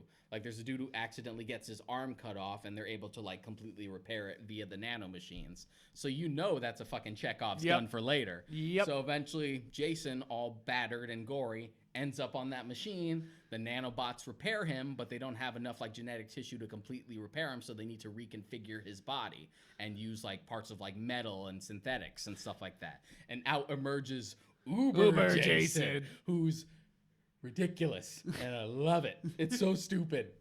It's so over the top. It's obvious that this is the most powerful Jason. Yeah, you know? half of him is like metal. He's got like this new chrome mask that's like fused to his face. He's even more unstoppable than he was before. Oh man, I love this era of movies and the future where everything's super clean and chrome and brushed, you know, like, and Jason even looks like that, you know, like his mask is all brushed. It's like, so funny. Oh, it's so good. So then we get to that. It ends with he pretty much gets killed by going into the atmosphere of what we assume to be New Earth, and he just like disintegrates. Yeah. And his mask, of course, lands in a lake, not unlike Crystal Lake, is like I guess Jason's gonna wreck hell in the future right, as well. In a different planet. Like, you're just like, okay. So yeah, it's just one of those things where like, yeah, it knows what it is and it's just going for it. You mentioned the holodeck scene. That tends to be everyone's favorite, just right from the bat, where they put up the holographic teenagers. Yeah. You want to smoke? You want to drink? How about smoke some pot? Or we could have premarital sex. We love premarital sex. That shit has me dying every time. I love that shit. You're just like, yes, that's so damn funny. It's such a self-aware moment without talking down to its audience. Yeah, exactly. You know, like, we love premarital sex. Just like, yeah, they all do. They all do. It's funny. I want to bring this up because there'd be nowhere else to put it. That buddy of mine, Alex, the person I watch like the 30 films with every year, the first time, before we even came up with this idea of doing 30 films, we had gone through all the Nightmare and Friday films. Nice. And one of our in-jokes, especially for me, because I've seen the film 1,000 times, so I need some other venues to like entertain myself sometimes, is we did our own voice for Jason, where he was like this super conservative guy who just hated premarital sex as the idea because he thought marriage was sacred. So every time he had to kill, he would always speak like this. And just like, marriage is a sacred bond, you fucking heathen, as he would kill someone. So we kept like, it was always just like, sin. Sin. You have sinned. You have sinned. So when we got to that point where it's just like, we love premarital sex, we were like, I hate it here. It's amazing. Yeah, we just gave him like our own voice, so like real fucking MST3K like riff track shit. That's awesome. I love that. I mean, there's lots of moments where he's on screen and not making any noise. Yeah, you know, might so as you well. can, you know, like, it's roastable. I think that's first off, that's so fucking funny. But this is a fun movie. This is, for me, other than Freddy versus Jason, this is the height of the New Line movies. You know, like, this is like, you're like, hey, this is a different direction. This is knows fun. what it is. It goes in a different direction in a good way, but it still feels familiar enough. And the new stuff, while stupid, is just kind of fun stupid at this point. So people who like hate this are just like, it's no different than any of the other sequels. It just happens to be on a spaceship this time. It just might be in space. So just go for it. And you know what? When you run out of options, you gotta go to space. Yeah. and they definitely show that they're out of options here by going to Freddy versus Jason, and then we have the remake after this. You know. So like, next up, they finally got this goddamn movie off the ground. They got Freddy versus Jason. Oh man, I remember the hype for this movie back when this was like coming out. It was all any of my kids, like the kids I went to school with, would talk about. Who's gonna win? Who's gonna beat? Are you voting for Jason or are you voting for Freddy? Oh my God, this looks so cool. And in a realm, this was pre-MCU, guys, so you didn't get much in the way of crossovers. No, this was like big, you know, like this is not many crossovers happen like this. And especially this. for like a big crossover of that size for horror fans, which is already kind of niche in and of itself for like slasher genre. I mean, now you get video game crossovers sometimes, you know, like you get Freddy and fighting games. This was before you got to play Michael as like games. every slasher character on the planet in a Mortal Kombat game. These was desperate big. days, Definitely, I remember the hype for this strictly because everybody talked about, you know, like who's gonna win, and you know, like I really like Freddy versus Jason, like it's really good. I think it's a really good crossover that knows how to give proper screen time to both characters and combine the lores together in a way that feels organic. It's true. It's a very strange movie in that aspect that you're not exactly pissed about it. It's not a disappointing crossover. You know, Freddy hasn't been able to properly come back because Springwood has pretty much erased him from like the archives and have like suppressed the memory of him so far that he cannot exist in a strong enough form to wreak havoc. So the idea is he looks to Jason as like another killing machine to try and bring him up and use him as a scapegoat to create havoc, making them think it's him, so he gains his power back. So you're like, okay, imitates his mom to be able to convince him to do it. I'm like, okay, this is all fitting. Yeah, this is working. This all works. The only thing that is kind of funny is the idea that Jason went from Crystal Lake to Springwood because Crystal Lake is in New Jersey and Springwood is in Ohio. Yeah, so, you're like, wait, what? So where's the movie of like Jason's like cross country like Forrest Gump jog through the country? I'm on my way. Yeah, exactly. The Proclaimers playing in the background as he's walking up the hill. Like, exactly. I want that scene at least. It's so funny. Fun fact: there's a few different camps called like Crystal Lake throughout the country. Like even before the movies were a thing. I don't think there's definitely not one in New Jersey. It's just the one.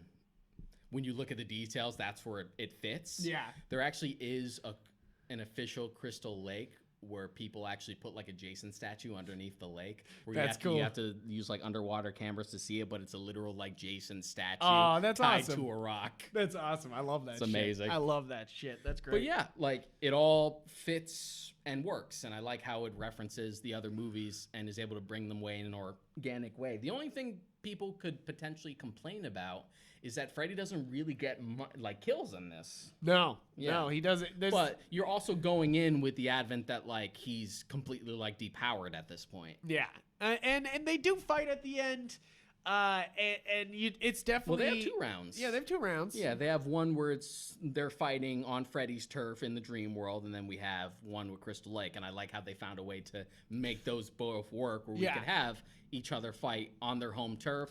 So you get a fair fight out of both. I also love the way this film is shot, and it's like it's weird. It's shot. I mean, this helps that it was directed by Ronnie Yu, who also directed Bride of Chucky. Yeah. Before then, he used to like direct a bunch of like action films. Yeah.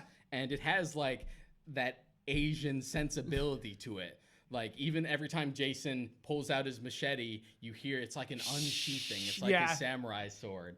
And the fights are taken super seriously. The way the color temperature is done, where it's like Freddy makes you think of red, and Jason is like always like blue. Blue, yeah. It's really the cinematography in this might be some of the best in the series.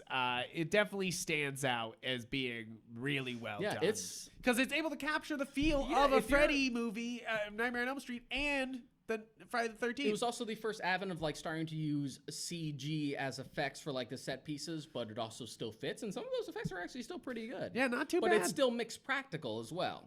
Exactly. Like it knew when to pick and choose. Exactly. I don't think that you'll be super hyped walking out of this movie, but it's definitely worth the watch. Yeah, I found it totally satisfying. Yeah. And I still do. Like it's one of the ones I look forward to, especially like after Jason Goes to Hell. I'm like pining for X and Freddy versus Jason just to have fun again. You're like, please, and I would like to have a good time. As like a hardcore fan, all the little nitty gritty details that you care about get paid off in a way. Yeah. The fact that like, oh, the children were sent up. It's like to the psychiatric hospital from Elm Street 3, and they're all being fed Hypnosil, which was an experimental drug in part 3 that they bring back as the reason why they can't dream. So that actually gets paid off. Stuff like that. The fact that, of course, it's 1428 Elm again. Yeah, right? Things...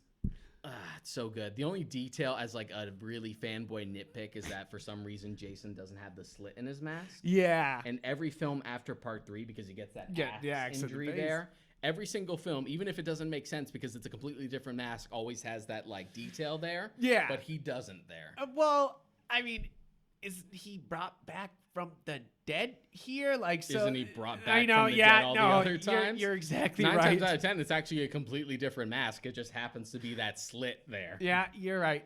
They always like to reference that thing from part 3 for some reason. I wish they had like kept that detail. But aside from that, I love the way it's done. Yeah. I love the dream sequence where Freddy like invades his dreams and you go to like the moments where he first drowned, stuff like that. He makes fun of him while he's disguised as his mom. You're just like, this is a crossover where they know these two franchises well. Yeah. It's definitely, it's made with a lot of love. Yeah. That's what's good. You can sort of see when you watch it like why they might have struggled with how to like balance this out up until this point. Yeah. Because it's always going to come down to you got to give them equal screen time. You got to make sure this is fair. You got to please the fans. Got to please the fans, and they sort of chicken out of winning. Yeah. I argue that even if Jason didn't successfully kill Freddy, I would still argue that he won the fight. Yeah, I would say so. And plus, we decided that in our bracket episode. And you want to talk about like full on. like Asian samurai bloody bullshit. That last fight when they're actually fighting in Crystal Lake, where there's like fucking gallons of blood spraying out of each other, and they're like slicing off limbs, and it's just spewing everywhere, is ridiculous. And it's climactic though. And it doesn't even necessarily like fit the slasher like subgenre, but I think it was a good idea to like go for it, because you're playing on a different field with this one. This is different. It's like, it's sort of a horror movie, but in a different way. Yeah, this is a WWE match. Yeah, exactly. They even advertised it like one. Not only with like the trailers and stuff, like place your bets, etc. But they also did a press conference, like a fake press conference, where like Robert Englund came in in full makeup, and Ken Kersinger, who replaced Kane Hodder. Yep. As Jason, came in full costume, decked out, and they treated it like a press conference, like before a boxing match. That's where awesome. They're like, well, what do you think about this match? And like Robert Englund's just like talking total shit, like another boxer would, and Jason's just sitting there silent, like occasionally looking at him like, okay. Because he doesn't say anything. So like shit like that, I love. Yeah, I love that. There's not many other horror versus movies other than there's The Ring versus The Grudge at some point, and that is Sadako not good. versus Kayako. I heard it wasn't good. It's not good. And then there's like Alien versus Predator. Versus Predator, which is a favorite of mine, but it's not good. I like the first AVP. Requiem is garbage. No, I like Requiem. You can barely fucking see Requiem, Frank. I like Requiem. How could you see that movie? What movie was? All I saw was darkness. I like Requiem because it leans into the R rating so much. It's like, yeah, the last one was PG-13, and now we're just gonna kill a baby. But it's shot like shit. And I like the idea of the Pred Alien. The coolest scene in that movie is where he goes into the hospital and like forcibly impregnates the women through the throat. You're like, that's what I'm saying. The movie's got how'd you find balls a way, up the how did wall. you find a way to make something even like more horrifying than the chest burster? Yeah, right. But aside from that, like the film is shot like shit. It's all shaky cam. You can barely comprehend what's going on in any of the set pieces.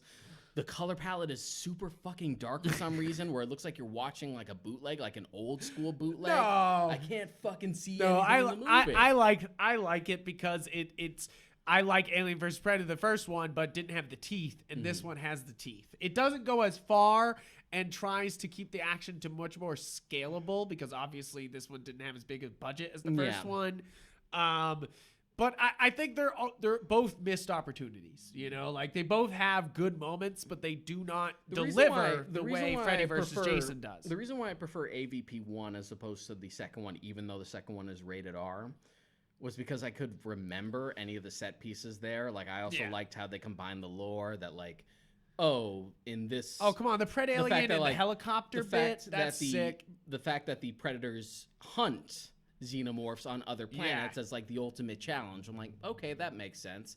And they've been on Earth just in more secluded areas. Also, like the puzzle going around in the pyramid. Also, there's a lot more to love in the first one. The actual 1v1 fights in AVP are way cooler. No, despite I agree. it being not rated R. I agree. Like Requiem I don't think potential. the R is the reason why that movie doesn't succeed. It just doesn't have the teeth. that Requiem it needs to has bring a it lot further. of stuff I like, but it's just completely undermined by just how unpolished it is.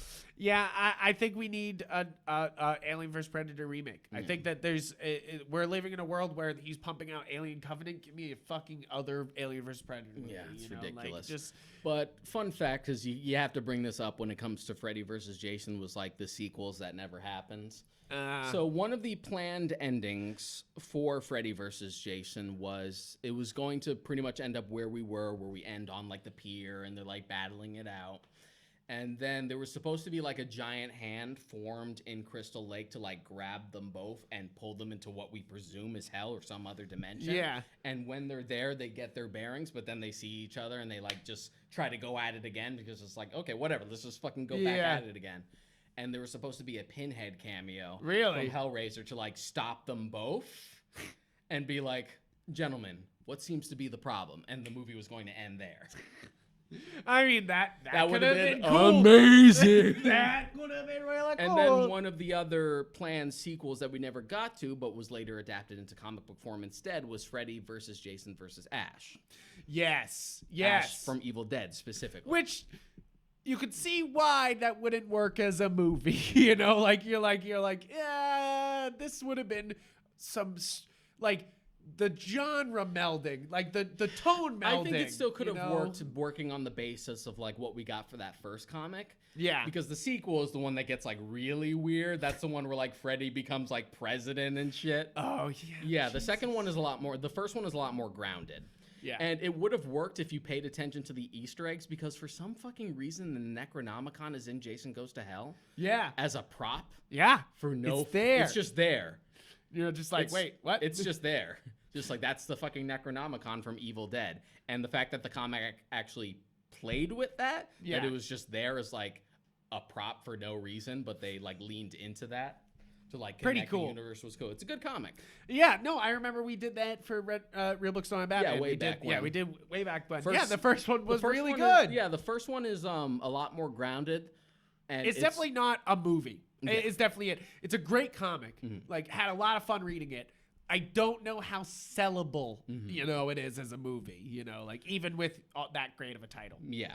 The second one is where they lean into more like sequel bullshit, which is fine because it is a sequel in and of itself. But that's the one that gets really silly where like Freddie becomes president and they like unite all the survivors from the Friday movies and the Nightmare films. Yes, and they like bring form the a whole team. class together. Yeah. Yep. Oh my God. I was like, oh shit. I mean, it takes some deep love for that comic, though. It's you know, like they definitely love those movies. You know, like they don't hold that back at all. Yeah, that's the benefit of the medium. So of course we come to our last movie here. We have just Friday the 13th. Friday the 13th, 2009. 2009. Now this is Michael Bay produced. Yes, this was the Friday the 13th. This was is what I like to say. second one of the Platinum Dunes movies because he also did the Texas Chainsaw Massacre remake. He produced that under Platinum Dunes, and then he did Nightmare afterwards. So I guess Michael Bay in like the late 2000s, early 2010s thought he was the horror producer king. Wanted to produce some horror movies. So Friday the 13th, 2009. Has a lot of star power here. These are people who weren't as big a name at the time, but they're much bigger now. You have what's his name from Supernatural? Jared Padalecki. He's actually pretty good in this. I'll tell you what, the acting in the remake is much better than what we got in the original. I'll say that. Yeah, I absolutely say that. It's definitely. The thing about this movie is it's just another Friday the 13th. Yeah, movie. that's part of the reason I like it is because it just kind of feels like another sequel. You could have honestly have called it Friday the 13th Part 11 and no one would have cared. Literally no one would have cared. They call it a reboot, but there's nothing really too sort of rebooty about it. Only in the sense that like they recap the first and second movie again in a different way. But you could have done that with a Part 11 anyway because we know this continuity plays loose, so whatever. Exactly. So it's one of those things where you're kind of like, sure, it's a reboot, but could have just the same thing. Yeah, you could have just argued that. No, we're just summing that up because we know kids don't know about the original anymore. This is to be fair, this is the one I've seen the most. I've rewatched this one the most because I feel like it's the easiest to just show new audiences too. You know, like it might not be the best of the Friday the 13th, but I think it's the most accessible. You know, like because you just need to know who Jason is and like kills. You know, like and that's pretty much it. You know, like there's no like, oh, I didn't know about the psychic powers. You know, I didn't know about him going to Manhattan. This one is definitely like back to basics. So the opening credits is like the ending scene with Pamela where she gets beheaded. And then we flash forward to sort of a red herring group of teenagers. Yeah. Where we open with them. You assume this is the cast we're going to be following. And then they all just fucking get axed. Like almost immediately. Nothing. And we see Jason with the burlap sack again. So you're like, okay. And then it ends with them pretty much axing all of them except for one that we find out later survived. And that's when we get the title. So you're like, okay. Good misdirect. Oh yeah, right. Now we have to deal with another group and bring in the next meet. Yeah, right. And I think that's why this one succeeds is that this one has it doesn't have the most kills, but it feels like it does because it moves fast. And this one is like back to basics. Like Jason's not necessarily really a zombie anymore. He's just no, kind he's of just like a big hulking dude. Lumbering guy. He's fucking huge in this one. Fucking huge. Yeah, he's played by Derek Mears, who like would later go on to play like Swamp Thing in the DC Universe show. And he's really good in that. He's just too. really huge. Yeah, he's a huge dude. He's fucking huge, and he really gives off that like you can't escape. Like, you know, like from this, The design is pretty simple. Like they didn't go for like overalls or like a jumpsuit this time. They just kind of went for like pants, boots, t-shirt, and like a jacket, like a wind jacket. Very simple. And I definitely think that there's some really good special effects here, but then you also have some CGI being brought in that doesn't fly as well. It's not too bad. Not too bad. It doesn't go to the same degree that like the Nightmare Remake does. Yes. Where they, no, the Nightmare Remake is... I can't watch that movie. I can't fucking watch that movie. I don't know if we talk about it on this podcast, but I fucking hate the Nightmare Remake. I hate it. Because first off, it's just shot for shot trying to remake the first one, which the first one nails it. It does it right. Why try to remake it with special effects that look like ass? The only like little things I like about the Nightmare Remake are how they do some of the sequences that don't involve like heavy CGI and how they actually show like what sleep deprivation does to you psychologically. Yeah. And while he's never going to be Robert Englund because that role is too iconic, I do like Jackie Earle's performance and his version of Freddy, even if it's different.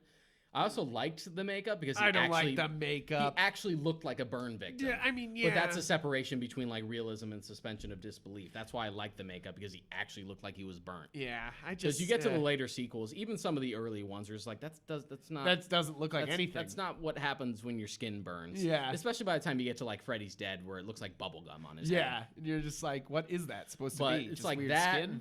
and the fact that they sort of played with the idea that Freddy might have been innocent the entire time, which I wish they had the balls to actually keep, because that would have actually been kind of a cool subversion. It would make sense as to why he's a vengeful spirit for this version. Yeah, is that he but was... But they chickened out. Yeah, they chickened out. They make him the villain. I just hate the Nightmare on Elm Street, especially the number 2 special effects to me stand out. The body bag lifting up in the hallway and moving down looks like butts. It just looks like ass. It's so much scarier in the first one. And then the him coming through the walls. That one's the worst for me. It's so bad. It looks like the remake looks like a 90s movie there. You know, like this is 2009 and it looks like an 80s, 90s movie effect. It's not even there. the case of it looks like the Mummy. It looks like the fucking Mummy. It's not even the case of replacing it with CG, but they go so over the top with it where he like comes all the way out and his claws come out. Where all you needed in the original film was like his head and his hands coming out, and all they did was shoot it with latex and they lit it properly. And that effect still looks amazing. It looks so good. I think that's why I defend that. I'm not a huge Nightmare on Elm Street fan because I think that the first one gets it and the rest of them it gets rough. Yeah. You know, like but that first one nails so many great practical effects. Nails some of the best practical effects in movie history, you know, like especially with the wall coming out, you know, like, and then the blood out of the bed. The blood out of the bed is, woo, that shit's amazing. Like, I love that. Like, this one could have benefited from being more like the Friday the 13th remake in that it would feel more or less like another sequel. Yes, I think that's what's the problem here is that they took different approaches to all of these. Texas Chainsaw Massacre is definitely a remake, but it and it does have a lot of beats, but it does feel like its own beast in a lot of ways. I like the Texas Chainsaw. That's what I was gonna remake, say. It becomes its own thing. Where the Friday the 13th, it just feels like another installment. And Nightmare on Elm Street is just a complete remake, shot for shot. You know, like, which is stupid. You know, like, stupid idea. The only time shot-for-shot remake has ever worked was the Psycho remake, and that barely works. That didn't work. That's like... What are you talking about? Well, I think it works in a film experiment It works way. as a good experiment. It's like a film school project that shouldn't have gotten the money. No, absolutely. And to be honest, I will say Vince Vaughn's performance in that film is actually super Viggo underrated. Mortensen's also good in there, too. You know, like, Viggo Mortensen. Right? He's in the Psycho remake. Am I mixing something up here? I am. I do not remember. I would have remembered Aragorn. Maybe I'm mixing something else up. I am mixing something up. But it's one of those things where the shot-for-shot remake of movies is not a good idea. There's homaging movies, and I see the benefit in homaging other movies, but he could be in there. I haven't seen that in a long time. I'm just trying to I feel like I would have remembered if fucking Aragorn was in the Psycho remake. I'm just trying to remember. But either way, was he in? As far as 09 yes, is concerned, I was right. Viggo Mortensen he's Sam Loomis. I was like, no, I remember him being in there and being like Aragorn. Like, all right, that's like the one time you've proven me wrong. Take note, podcast. It's all on record. Frank won. Frank won. Versus, oh, God. I remember I used to count back in college versus me. But I got one.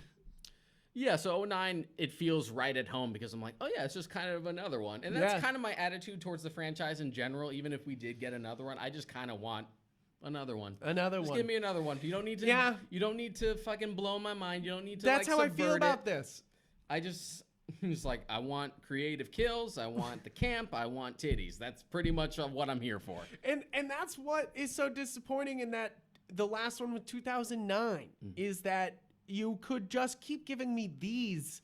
And I would be so happy if you just gave me more. Weird. The only one of these like continual like slasher remakes that got follow-ups was Texas Chainsaw Massacre, which got a prequel, and Rob Zombie's Halloween got a sequel. Yeah. But for some reason, I don't know how well they did. I'm pretty sure that at least Friday did pretty well. Yeah, Friday did do pretty well. Neither of them got anything. Nothing. It just kind of never went anywhere. And the lawsuit could be part of that as far as Friday is concerned. Yeah.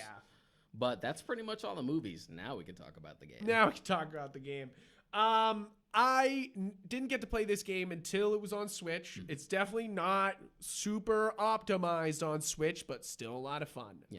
I had a really good time. You can play as pretty much every different Jason there is, and a bunch of different campers. All of them up until basically Jason Goes to Hell. Yeah. No Jason X. There was plans, and we'll get into that later. And no Freddy versus Jason either. No remake. And most importantly, my favorite skin in the game, you get 8-bit Nintendo NES Jason. Well, he's not 8-bit, but he is like fucking purple and blue. Because I love that. To educate some of our younger listeners, there was NES games of these movies back in the day, and because we were working with like limited color palettes back with 8-bit consoles, we had the weird idea for Jason as he's presented in that game. He has like a purple body and like a blue mask, and it's ridiculous. And it just doesn't look like him. If you've ever seen footage, you're like, that's supposed to be Jason, and it's been referenced continuously in other media. There are action figures with that particular palette. There's a pop figure where it's like 8-bit style as well, and it has those colors. And they bring them into this game, and what's great is usually you have the music whenever you get close to a camper. It's well, the cool thing. You have that in every movie. The cool thing about based on whatever Jason you pick is that they're using the score from that respective film. Yeah. So whenever Jason gets close, you start to not only hear, because you hear the Kiki Mama anyway. Yeah. Because the music you'll have sometimes stings as like a misdirect to make you think that maybe he's near. When the music is continual, then you know he's actually close. And that's what I love about this game is it's such a love letter to everything. And then with the 8-bit one, if you choose that Jason, it instead plays music from that game. And it's so funny to have like the dark Jason game going on with that music playing in the background. And you're hearing like 8-bit beeps and boops and stuff. You're just like, should I be scared? Should I run? Yeah, it's ridiculous. The game, it was a fan project. It was a crowd-funded title. It was a labor of love from a bunch of fans. They wanted to make a Jason game with the attention to detail that fans would appreciate. They got Kane Hodder on board to like consult with them as well as do the motion capture for Jason himself. Basically, if you've played Among Us, this is Among Us. They basically Among Us stole, not steal. It's a board game idea where you have the killer going around killing people while they try to complete tasks. And Dead by Daylight, if anyone wants to play that. Yeah, exactly. It's a very common horror genre, and with Among Us now being super popular, it's if you played Among Us, you will like the Friday the 13th game because it's basically Among the Us same is a thing. little different, only in the sense that it's like You don't hide from the killer. more conspiratorial. Yeah. Like it's very much like you're playing like Alien / the thing where it's all about the paranoia. Yeah, like who is it? Who's the imposter? Definitely, this is like you're trying to complete the task while knowing he's coming to kill you, and So everyone knows who he is. So at the start of the round, you're either playing as a camp counselor or you're playing as Jason itself. You can set it to like be a specific player, or you can just have it set to random, which is what we do when I play it. Nice. And yeah, each different camper has like their own stats, their own advantages, disadvantages. Sometimes ones can repair faster. Sometimes they can like break out of traps faster. Sometimes they don't get scared as fast. Sometimes they start with certain weapons. Yeah, once you become horrified, like you start to slow down and like your vision becomes obscured. And then the cool thing about Jason is that not only is it just a palette swap for the different Jasons, but they also have their own stats, advantages, disadvantages, their own accompanying music when they approach, and they have unique kills. Yeah, and the unique kills is what you're unlocking most of the time. Yeah. And that's the reason why I was playing for so long. I was like, give me the head punch, give me the head punch. It is what it is. It is a crowd-funded, messy game that's super glitchy. Yep. But man, when you're having a good game, it's so much fucking fun with friends, especially ones that appreciate the franchise. So like, yeah, it's got a lot of problems. And the problem is that there were plans to expand the game, tweak it more, add DLC, but the rights to Friday the 13th have been fought between like Sean S. Cunningham and Victor Miller over a lawsuit for the first film, and that affected not only the rest of the franchise, which is potentially why we don't have any Friday the 13th right now. Yeah, and it affected the game to the point where the only thing the developers were allowed to do was continue to like add patches and like tweak it a bit, but all the plans that they had for planned DLC got shot down. They were in the middle of developing a Jason X map and Uber Jason being added to the game. Like that was going to be one of the maps on the ship. You know, like you're like, that's rough because the game's good. Like if it was given the financial love that the love that was put into the content was, it would have done great, you know, like because the love into the content of the game is definitely there. Yeah, there's so much attention to detail. The fact that you have very differing versions of Camp Crystal Lake to choose as a map, and they're all representative of different movies. You can literally like find locations in the movies, and you know, like see stuff that you would see from the scenes. You can get one from part 1, part 2, 3, 4.